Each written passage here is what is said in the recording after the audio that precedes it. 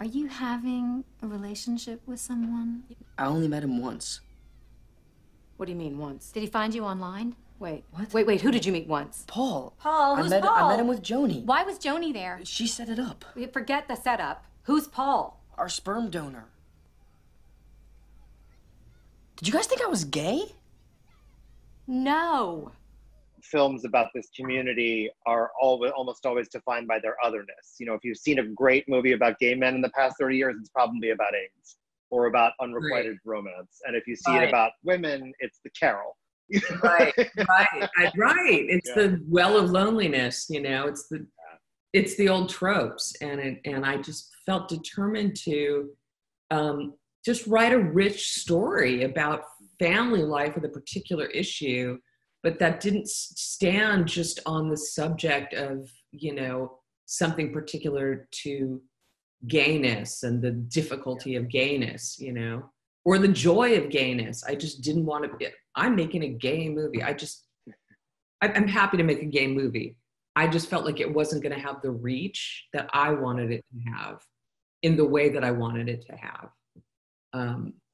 And lastly, for the reasons, you know, that I wanted it to have.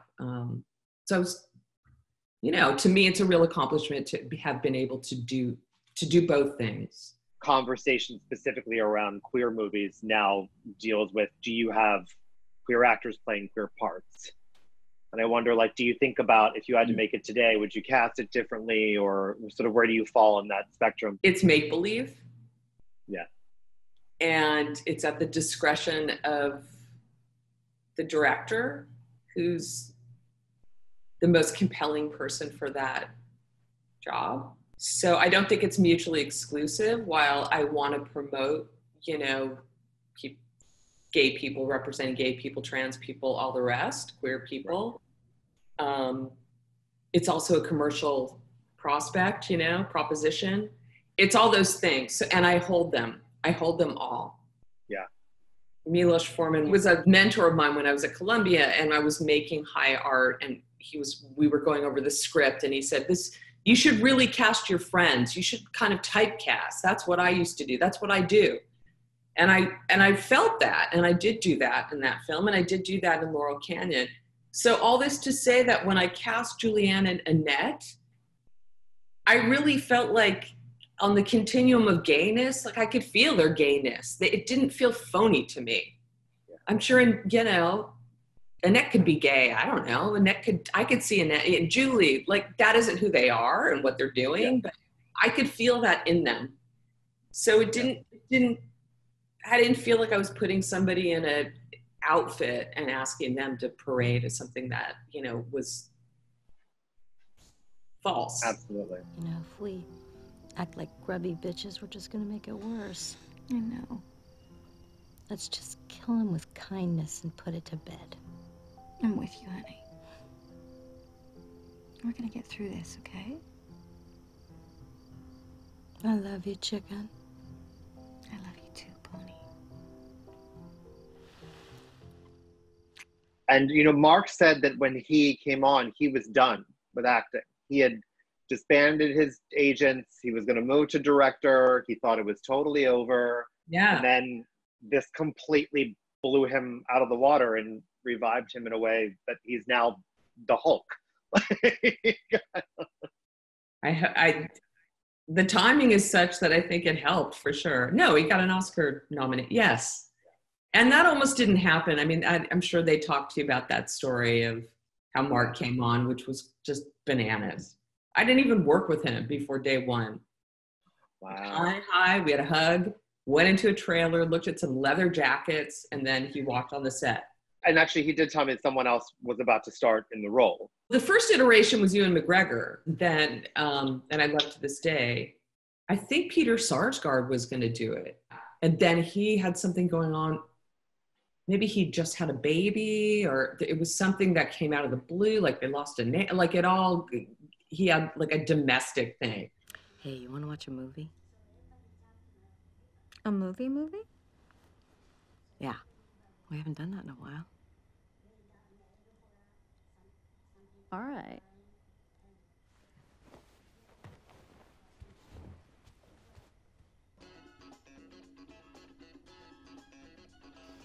one of the biggest things I always remember from this movie is the idea that sometimes gay women like to watch Gay male cisgender porn. homosexual porn, which is amazing and so interesting and like there's so little of the dynamic and the richness of that culture explored, especially when it comes to women, because we're great to women otherwise. But it's You know, I credit Stuart Blumberg for that, because we used to have these funny, you know, we were younger, and so we would have these saucy conversations when we were writing and kind of just, you know, pick into each other's lives and say inappropriate things. And we were talking about that, and I was like, oh yeah, you know, a lot of gay women do that. We're kind of dissecting it, and he said, why don't they watch that? And I'm like, no way, there's no way, Stuart, I'm not putting that in here. He's like, why not? It's funny. So I was so grateful that I had somebody that didn't have anything on it. He wasn't attached to it. Like, what am I saying about me? Or, you know, like it somehow made me vulnerable. It was too intimate or something. And he was like, it's funny. Who cares? Save it for, No. for the kid. No, I don't want it. on. No. God, you are such a pusher. Mark told me that day one, scene one was some of his more acrobatic sex scenes, and that he actually hurt his back. That's true. Did he? I think so. That's what he said. He said he had to, he was like picturing this like over the shoulder couch moment. You're like, I want to see your ass. It's in the middle of the room. He's a playboy. I get it. He was so game. He was so adorable. You know, for me, I'm kind of weirdly shy, and those things, they're not easy for me to do. They're easy for me to write, but they're not easy for me to stand there and tell other people to do them. But those guys were all game. They just were like, Julianne's amazing that way. She just really knows how to lean into it and play with it and be it. It doesn't bother her, you know, and yeah, it was just fun and funny. But I think he did have to do some postural things that were a little exhausting. But I felt like the moment was good. The casting was really spot on. James Seamus, you know, who had been one of my teachers at Columbia, was running Focus. I think, you know, he really leaned in. A lot of different distributors could have said, you know, it's this kind of movie. It's going to make this much money. We're going to spend this much on promoting it. And he just went the opposite way. He was like, I love this movie, and we're just going to lean in and promote it and spend money on it. And it worked.